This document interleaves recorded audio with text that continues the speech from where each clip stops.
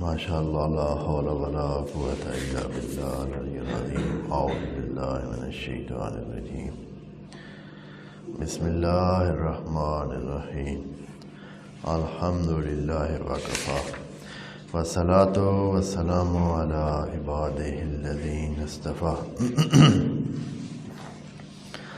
اما بعد فرب اشرح لی صدری ویسر لی امری واحلل عقدۃ من لسانی یفقہوا قولی وقل رب ادخلنی مدخل صدق واخرجنی مخرج صدق واجعل لی من لدنک سلطانا نصیرا بسم اللہ وباللہ وتوکلت علی اللہ۔ قال اللہ تبارک و تعالی فی سورۃ البقرہ آیت نمبر 228 بسم اللہ الرحمن الرحیم والمطلقات یتربصن بانفسہن ثلاثۃ قروء ولا یحل لہن ان یکتمن ما خلق اللہ فی ارحامہن ان کن یؤمن باللہ والیوم الآخر وبعولتہن احق بردہن فی ذلک ان ارادوا اصلاحا ولہن مثل الذی علیہن بالمعروف وللرجال علیہن درجۃ واللہ عزیز حکیم۔ صدق اللہ العظیم۔ سورہ بقرہ کی یہ آیات پچھلی آیت سے اس کا ربط یہ بن رہا ہے اس آیت کا کہ بات طلاق کی ایک ترقی ہوئی ہے۔ پچھلی آیت میں خدا کریم نے انسانی معاشرے کا جو بیسک یونٹ ہے، جو مرکزی یونٹ ہے، جو سب سے چھوٹا ایک جزو ہے، یعنی ایک فیملی، ایک میاں بیوی، جو کہ ایک معاشرے کا پہلا چھوٹا سب سے یونٹ ہے اور چھوٹا جزو ہے، اس کے حوالے سے بات شروع کی اور اس میں وہ جو خدشہ دار کیفیت پیدا ہو گئی تو اس کا علاج خدا کریم نے اس خاص قسم کی کیفیت کا علاج پچھلی آیت میں بتایا، جو ہم اس کو اب دوبارہ تکرار نہیں کرتے، لیکن بات طلاق کی بھی ایک طرح ہوئی ہے کہ یا تو وہ اپنی اس پہ جو فطری انداز ہے، جو قدرتی انداز ہے، جو انسانوں کے دو بندوں کے اکٹھا رہنے کے لیے ضروری ہے کہ وہ انس اور محبت اور آپس میں اچھا تعلق قائم ہو، تو اس کی طرف چلے جائیں تو فبہا و نعمت، نہیں تو 4 مہینے کے اندر ان کو چاہیے کہ وہ 4 مہینے کے ختم ہونے پر پھر حتماً ایک فیصلہ کر لینا چاہیے۔ پھر یہ حکم خدا ہے، یعنی 4 مہینے تک ان کی مرضی چلے گی، انسانوں کے اپنے حالات اور سلسلے جو بھی ان کی مسئلے آتے ہیں وہ چل سکتی ہیں، لیکن 4 مہینے کے بعد پھر اب حکم خدا جو ہے وہ نافذ ہوگا۔ وہ یہ ہے کہ یا تو پھر حتمی طور پر واپس آئیں یا پھر یہ ہے کہ ان کو طلاق دیں، جو پچھلی آیت میں ذکر ہوا۔ اب طلاق کی بات ہوئی ہے تو خدا کریم یہاں طلاق کے کچھ احکام جو ہے وہ بھی بیان فرما دیتا ہے۔ جب کسی کو طلاق ہو جاتی ہے، یعنی شوہر بیوی کو طلاق دے دیتا ہے، ایک بات اور بھی یہاں بتاتا جاؤں کہ جو شریعت کی سیٹنگ ہے، خدا کریم کی جو ترتیب ہے انسانوں کے معاملات کو سیٹ رکھنے کے لیے، اس کی ترتیب یہ ہے کہ جو نکاح ہے وہ عورت کے اختیار میں دے دیا ہے۔ نکاح کا مرکزی حصہ عورت کے ہاتھ میں، یوں کہ عورت چاہے تو نکاح ہوگا، عورت اگر نہ چاہے تو نکاح نہیں ہوگا، ٹوٹلی اس کے اختیار میں۔ جو سرپرستی والد یا دادا یا اجداد کو دی گئی ہے یا جو کیا گیا ہے، وہ بھی اس کی مرضی کے ساتھ کی مرضی ہے، مخالف مرضی نہیں ہے کہ حتماً ان کی رائے کے مطابق ہو، ایسا نہیں ہے۔ بلکہ یوں ہے کہ اس کی مرضی ساتھ اس کو چاہیے کہ اپنے جو بڑے ہیں ان کی بھی مرضی ساتھ رکھے۔ اگر بڑوں کی کہیں مرضی ہے کہ اپنی بچی کی شادی کرائیں لیکن اس کی مرضی نہیں ہے تو یہ مسئلہ نہیں ہو سکے گا۔ شرعاً اس کی اجازت نہیں ہے کہ اس کی مرضی کے خلاف کچھ کیا جائے، دونوں کی چلے گی، یعنی ان کو ساتھ رکھنا بھی ضروری ہے کہ یہ ابھی ناتجربہ کار ہے، بہت سارے مردوں کے مسائل، مردوں کے سلسلے ان کو نہیں جانتی ہے، اور کہ کیسے ہوتے ہیں، کس طرح ہوتے ہیں، ان کا کون جو ہے وہ اس خاتون کے لیے ٹھیک ہے، مصلحت میں ہے، اور کون نہیں ہے، یہ خاتون کا ابھی تجربہ نہیں ہے، تو حتماً کچھ بڑوں کی جو ہے مدد، سرپرستی اس کے لیے فائدہ مند ہے۔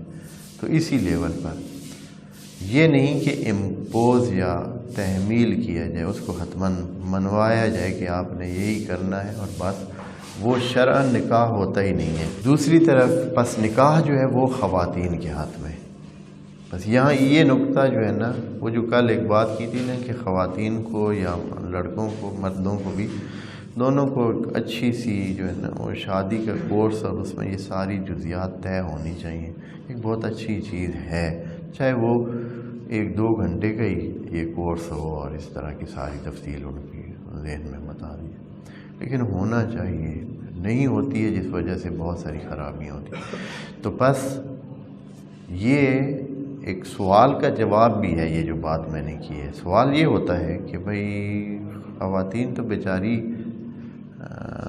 بس پھنس گئی، شوہر کے ہاتھ میں طلاق، شوہر چاہے رکھے، شوہر چاہے تو کھڑے کھڑے گھر سے نکال دے، طلاق دے دے، ٹوٹلی اختیار شوہر میں کہ بغیر وجہ کے بھی طلاق دینا، کوئی وجہ ہی نہیں ہے تو بھی اس کے لیے کوئی مسئلہ تو نہیں ہے، شرعی طور پر کوئی رکاوٹ تو نہیں ہے، نہیں رکھنا چاہتا ہے بس، ہاں ٹائم ہی نہیں ہے اس کے پاس، پیسے نہیں ہیں اس کے پاس، اور کوئی وجہ بھی ہو سکتی ہے، ہاں۔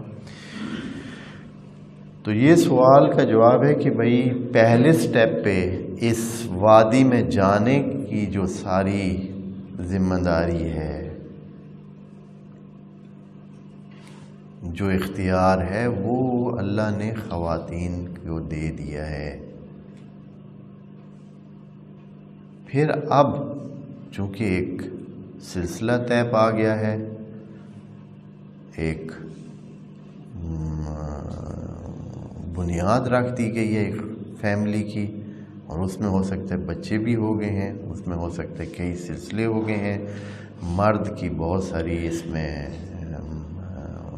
وہ زندگی کا بہت سارا حصہ، بہت سارے سلسلے اس میں لگ چکے ہیں، اس لیے کہ مرد جب شادی کرتا ہے تو حتماً وہ بہت سارے اخراجات کرتا ہے، بہت ساری پہلے زندگی کی جو سیونگ ہے وہ خرچ کرتا ہے، بہت سارے دوسرے اخراجات کرتا ہے، بہت سارے سلسلے وہ دیتا ہے۔ پھر ہو سکتا ہے کہ اگر بچے ہو جائیں تو مرد کا تو بہت سارا سرمایہ اس میں انوالو ہوتا ہے۔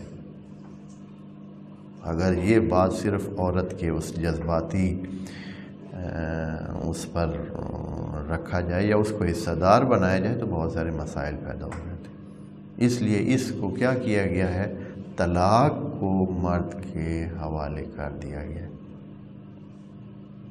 طلاق ٹوٹلی مرد کے پاس ہے، اس کی اجازت وہ کہے گا، دے گا، تو پھر اگر مرد ناکارہ ہے یا اس کے ایسے مسائل ہیں جس کی وجہ سے وہ ذہنی طور پر یا دشمنی کی وجہ سے یا کچھ اور مسائل ہیں، تو پھر حاکم شرع اس کی جگہ ڈیسیجن لینے کا حقدار ہے، وہ فقہ کے مسائل ہیں جو آپ جانتے ہیں یا جان لیں گے۔ یہ چیز ابتدائی طور پر بتائی۔ اب جو آیت میں بحث ہو رہی ہے وہ یہ ہے کہ جو مطلقات ہوتے ہیں ان کے کیا احکام ہیں۔ ایک خاتون ہے، اس کو شوہر نے طلاق دے دی ہے، طلاق کا صیغہ پڑھ دیا ہے اپنی شرائط کے ساتھ، وہ شرائط ابھی یہاں بیان چونکہ نہیں ہو رہی ہیں، ہم بھی ابھی ادھر یہاں نہیں بیان کرتے۔ شرائط فقہ میں درج ہیں کہ کن شرائط پر طلاق واقع ہو جاتی ہے۔ اب سمجھیں طلاق واقع ہو گئی ہے، شرعاً ایک ٹھیک سی طلاق شوہر نے دے دی ہے، اب خواتین کو کیا کرنا چاہیے؟ یہاں خدا کریم ان کے احکام ان کو بتاتا ہے کہ خواتین کو 3 قروء صبر کرنا چاہیے۔ کتنے جی؟ 3 قروء۔ قارا کا لفظ ایک درد سر لفظ آ رہا ہے، اس پر بھی بات کرنی ہے ہم نے۔ شروع ترجمے سے کرتے ہیں، پھر قارا پر پڑھیں۔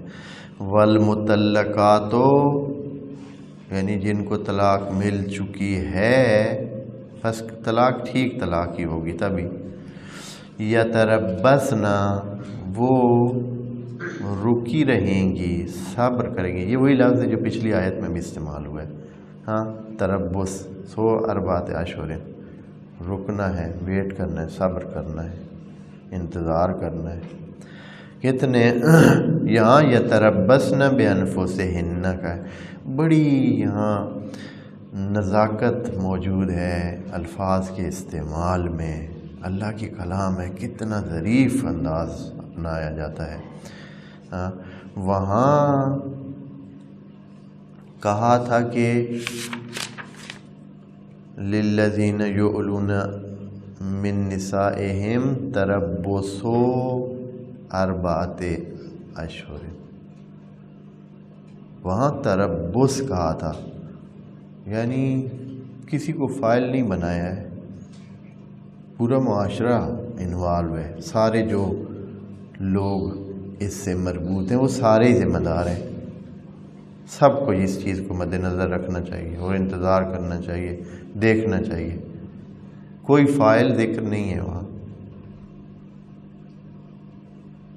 مصدر کی صورت میں بتائے، یہاں نہیں۔ اب یہ چونکہ مسئلہ مربوط ہے ان خواتین کے ساتھ، ان کو حکم دیا جا رہا ہے کہ یہ آپ کا شخصی مسئلہ ہے۔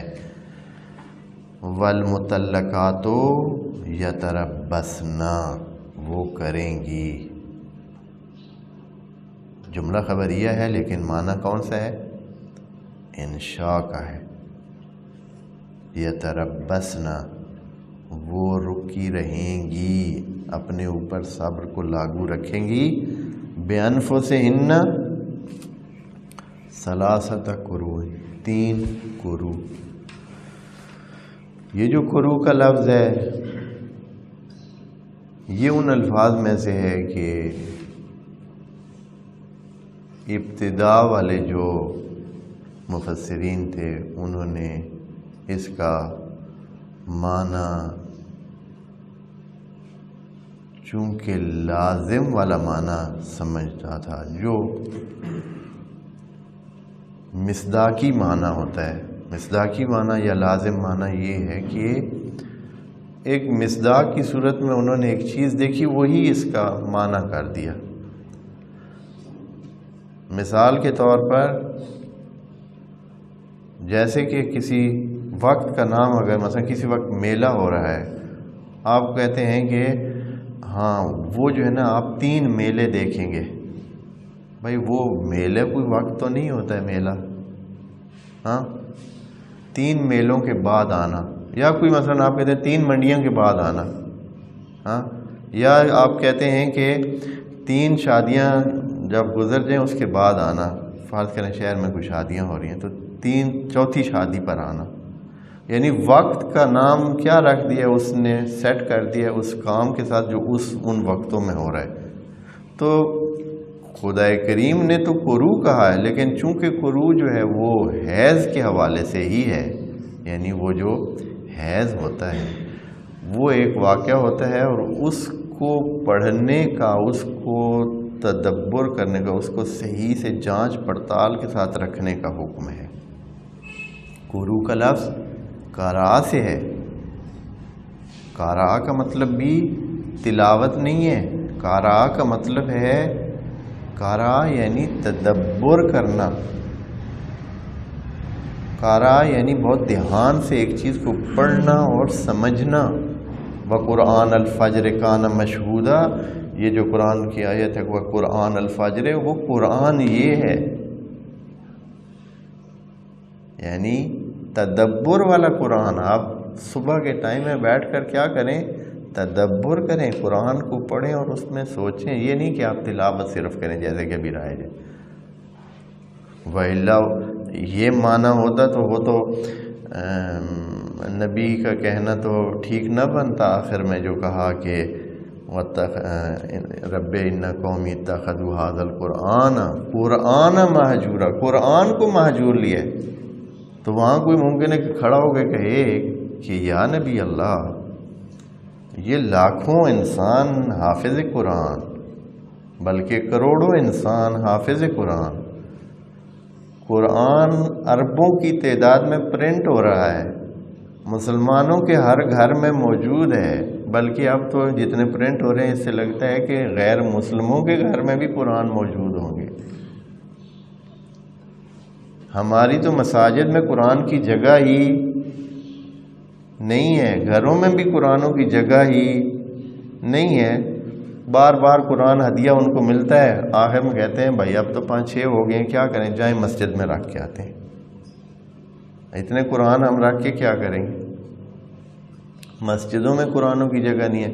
پھر نبی آخر میں کیوں کہہ رہے ہیں کہ قرآن کو جو ہے مہجور قرار دیا ہے؟ اس کی وجہ یہ ہے کہ یعنی جو قرآن پہ توجہ کرنی چاہیے تھی، اس کو سمجھنا چاہیے تھا، پھر اپنی زندگی میں ڈھالنا چاہیے تھا، وہ کام انہوں نے نہیں کیا. اور اس بارے میں واقعاً ٹھیک بات ہے کہ نہیں ہوا ہے اور نہیں ہو رہا ہے. قارآ سے ہے قرو، مطلب یہ تھا کہ خواتین جب اس قسم کے مسائل میں ماہانہ مسائل 4 ہفتے کے بعد ان کو یہ پیش آتے ہیں تو ان کو اس بارے میں قرائت رکھنی ہوتی ہے، یعنی صحیح سے حساب کی جانچ پڑتال رکھنی ہوتی ہے کہ کب شروع ہوتا ہے کب ختم ہوتا ہے. یہ ایک قسم کا مطالعہ ہے، ایک قسم کی اسٹڈی ہے، یعنی ایک چھوٹی سی اسٹڈی ہے. ہر اس کو تبھی وہ جا کر اس کو پتہ چلتا ہے کہ اس کی جو عادت کا دورانیہ ہے وہ 6 دن ہے، 7 دن ہے، 8 دن ہے. پھر یہ ہے کہ اس میں سے جو شرعی احکام کے دائرے میں آتا ہے وہ کون سا حصہ ہے، ممکن ہے کہ اس سے زیادہ ہو، اس سے کم ہو.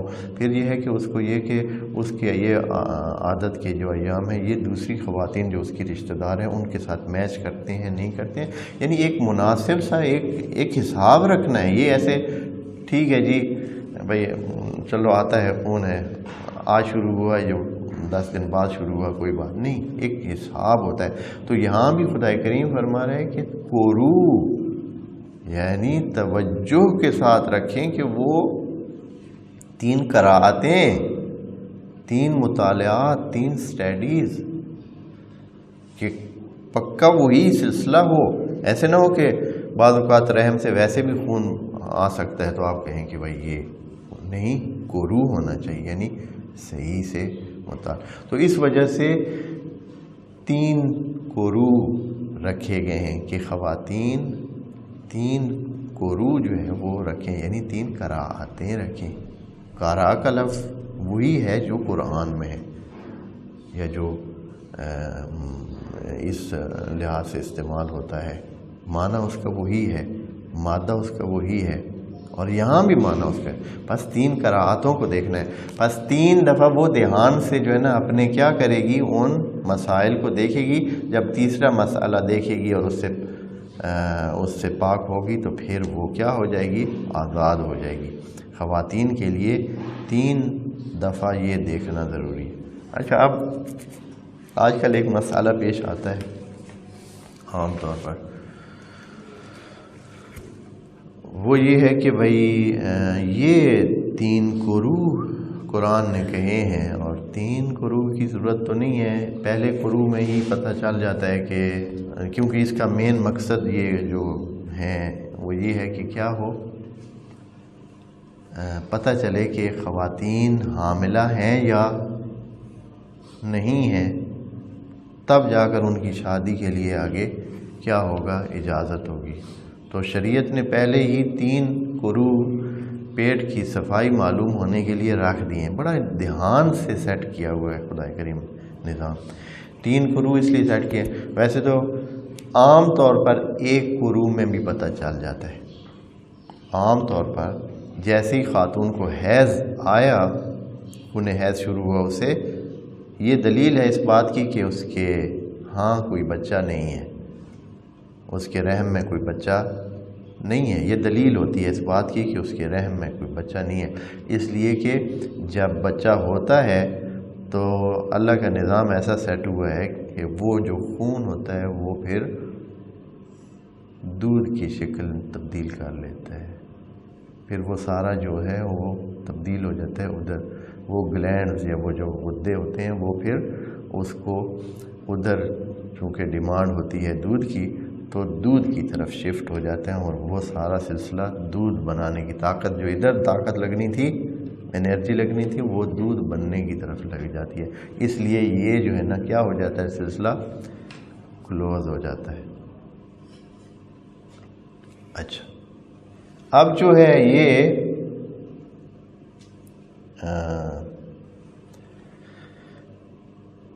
پہلے قروء میں یہ بات عام طور پر پتہ چل جاتی ہے، لیکن جو مطالعات ہیں، میڈیکل کے مطالعات ہیں خواتین کے حوالے سے، وہ بتاتے ہیں کہ بعض اوقات ایسا نہیں ہوتا، حاملہ ہونے کے باوجود بھی ہو سکتا ہے کہ 1-2 مہینے تک اس کا وہ جو ماہواری کا تسلسل ہے وہ بھی جاری رہے، ادھر سے وہ حاملہ بھی ہے لیکن ماہواری کا تسلسل بھی ہو سکتا ہے، انہی دنوں میں کچھ خون کے جو ہے وہ سلسلے شروع ہو جائیں۔ تو یہ کنفرم کرنے کے لیے کہ بالکل بھی کسی قسم کا حمل موجود نہیں ہے، تو 3 مہینے بالکل شور کر دیتے ہیں، یعنی پکا کر دیتے ہیں کام کو کہ اب یقین ہو گیا ہے کہ کوئی حمل اس خاتون کو نہیں ہے، اس لیے اب کیا کر سکتی ہیں، یہ آگے ان کی طلاق مکمل ہو گئی ہے، یہ پچھلے مرد سے ٹوٹلی اب جدا ہو چکی ہیں، اور اب یہ آگے اگر جو بھی اپنا زندگی کا سلسلہ کرنا چاہیں کر سکتی۔ یہ سارا مسئلہ ہے جو اسی آیت میں یا دوسری آیات کے ضمن میں موجود ہے۔ آپ دیکھتے ہیں کہ کیا کہتے ہیں، وَالْمُطَلَّقَاتُ يَتَرَبَّصْنَ بِأَنفُسِهِنَّ 3 قروء، 3 قرأتیں ان کو چاہیے۔ اچھا، اب یہ میں نے وہ کہا نا کہ یہ ایک درد سر، قروء کا لفظ درد سر ہے، وہ درد سر کیسے ہے کہ چونکہ اس وقت کے حوالے سے معنی کیا گیا ہے، تو اس کا معنی حیض بھی بنایا گیا ہے، اس کا معنی پاکیزگی بھی بنایا گیا ہے۔ اب کیا کریں، حیض معنی کریں یا پاکیزگی کریں؟ تو یعنی ایک مسلمانوں کے کچھ طبقات نے اس کو پاکیزگی کا معنی لے لیا ہے، کچھ طبقات نے اس کو حیض کا معنی لے لیا ہے، اور اس میں کیا فرق پڑتا ہے؟ فرق یہ پڑتا ہے کہ انہوں نے، ایک گروپ نے یوں مانا، بعض فقہا نے یوں مانا کیا ہے کہ 3 قروء یعنی 3 حیض، جیسے ہی تیسرا حیض آیا تو ان کی نظر میں وہ خاتون کیا ہو جائے گی، فارغ، یعنی وہ اب جو کرنا چاہے۔ لیکن ایک جو دوسرے فقہا ہیں انہوں نے کہا ہے کہ یہ پاکیزگی اس کا معنی ہے، اس کا مطلب ہے کہ تیسرا حیض آئے، حیض آنے کے بعد اس سے وہ جو کیا ہو جائے، حیض کے دنوں سے نکل جائے، فارغ ہو جائے، پاک ہو جائے، پھر جا کر اس کے دن ختم ہوتے ہیں۔ میں ایک مفسر کا وہ صرف آپ کو بتانے کے لیے کہ کس طرح یہ اس میں 6 و 5 میں پڑھے ہیں، تو میں لکھتے ہیں قروء، یہ قروء قارعہ سے ہے، مادہ انہوں نے ٹھیک لکھا ہے کہ یہ قارعہ سے ہے، قارعہ وہی مادہ ہے جو قرآن کا مادہ ہے، ٹھیک ہے۔ حیض کے معنی میں بھی استعمال ہوتا ہے اور پاکی کے معنی میں بھی، یعنی ایک ہی لفظ ہے، حیض کے معنی میں بھی استعمال ہوتا ہے، پاکی کے معنی میں بھی۔ تھوڑی سی اگر صحیح لغت میں وہ توجہ کی جاتی تو کرا یعنی وہ جو ایک عورت کی اپنی اسٹڈی ہوتی ہے، ہر عورت کی اپنے بارے میں ایک خاص کیا ہوتی ہے، معلومات ہوتی ہیں، جیسے مردوں کو اپنے بعض عادات و سکنات کی معلومات ہوتی ہیں. ہاں مثلا ان کو پتہ ہوتا ہے کہ کیا کھائیں تو کیا ہوتا ہے. ہاں خواتین کو بھی اپنی اسٹڈی ہوتی ہے. تو خدا کریم ان کو یہ کہہ رہے ہیں کہ 3 قرأتیں آپ نے. اب اس میں چونکہ حیض اور پاکیزگی آپس میں جڑے ہوئے ہیں، حیض کے بعد فوراً کیا آنی ہے، پاکیزگی آنی ہے، تو انہوں نے جو معنی کیا ہے کہ قروء یعنی وہی حالت میں پڑھنا یا حالت سے نکلنا، وہ قروء ان کو وہ اسٹڈی میں دونوں ہی شامل ہے، کیونکہ اس کو پتہ ہے کہ 6 دن بعد 7 دن بعد 8 دن بعد اس نے کیا ہونا، نکل جانا. یعنی اس کے قروء میں تو دونوں خود بخود آ جاتے ہیں. اس جو اپنے آپ کے حوالے سے وہ مطالعہ رکھتی ہے یا جان پہچان رکھتی ہے. تو یہاں کیا کیا انہوں نے، یعنی بیچارے پھنس گئے. پھر اب اس کا معنی تو ایک فقہا کے طبقے نے اس کا معنی حیض کیا ہے، تو اس کا نتیجہ کیا نکلتا ہے کہ 3 حیض تک وہ پابند ہے. جیسے ہی تیسرا حیض آیا اب وہ طلاق اس کی ہو گئی اور وہ اب جا سکتی.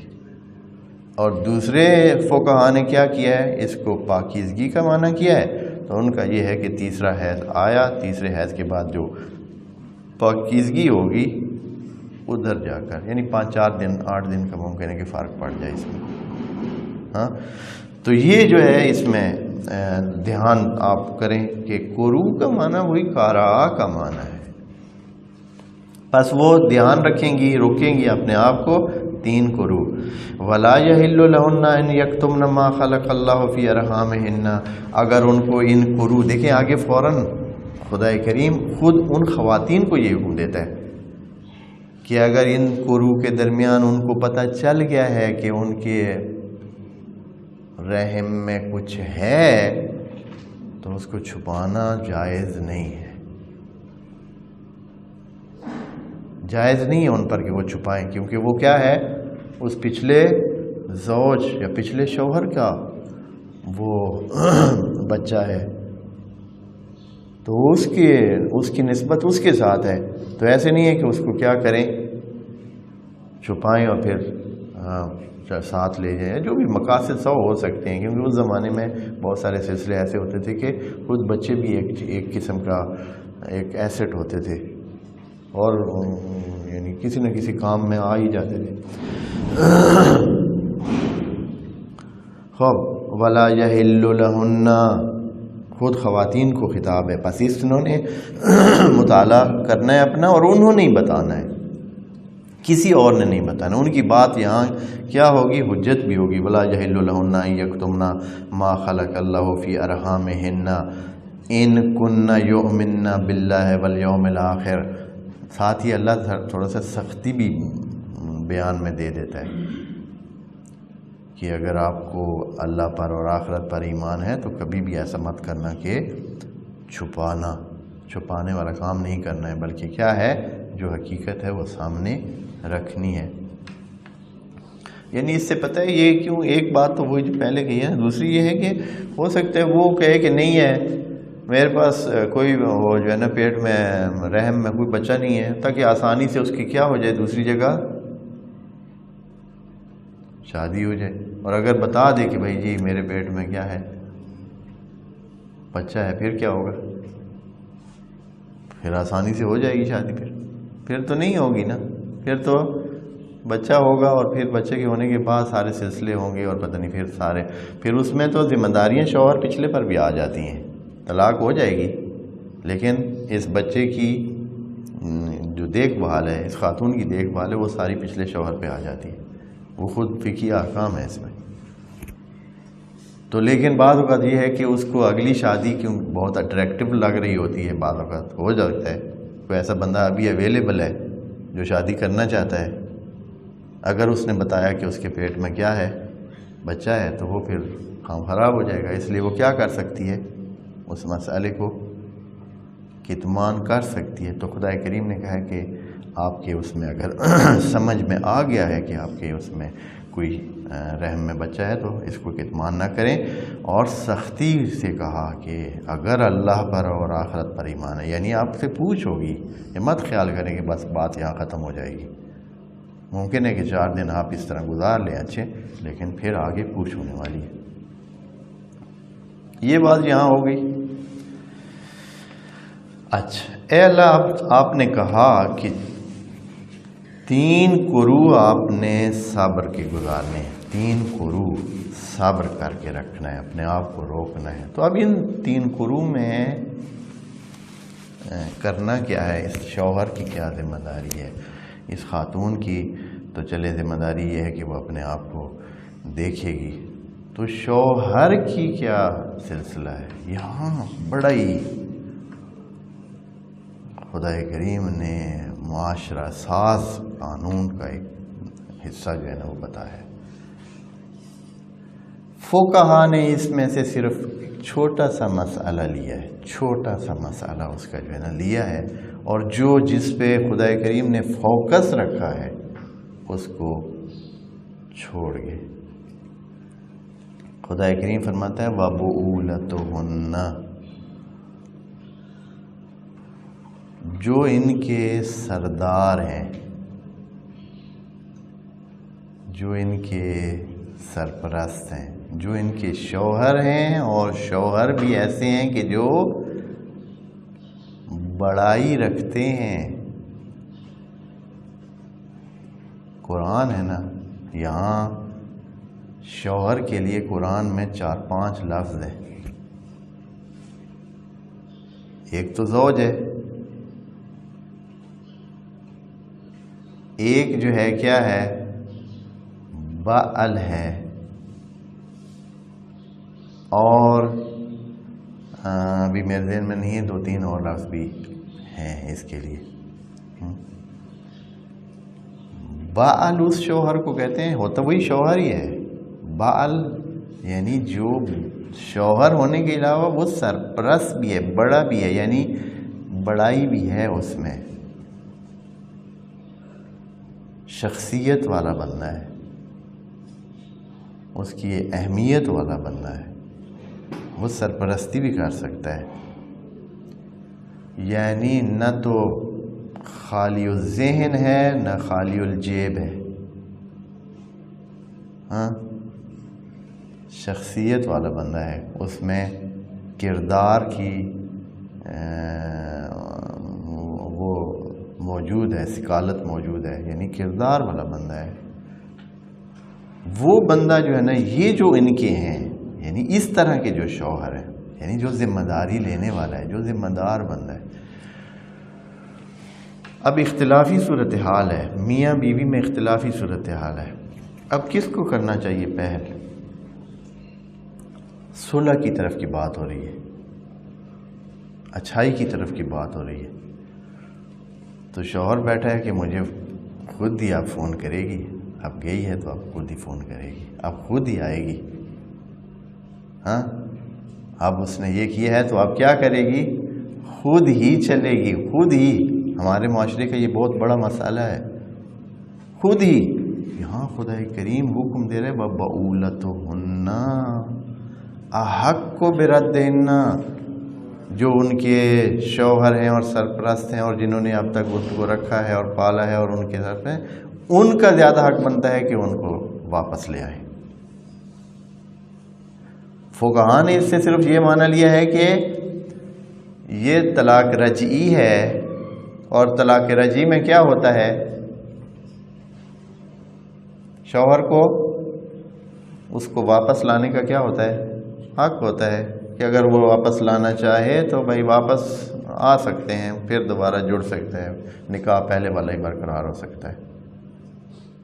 یہ معنی لیا. حالانکہ یہاں احق ہے، یہاں نہیں کہا ہے لہم حقن. بس احق جہاں استعمال ہوتا ہے وہاں کیا ہوتا ہے؟ 2 چیزوں کے درمیان کیا ہوتا ہے؟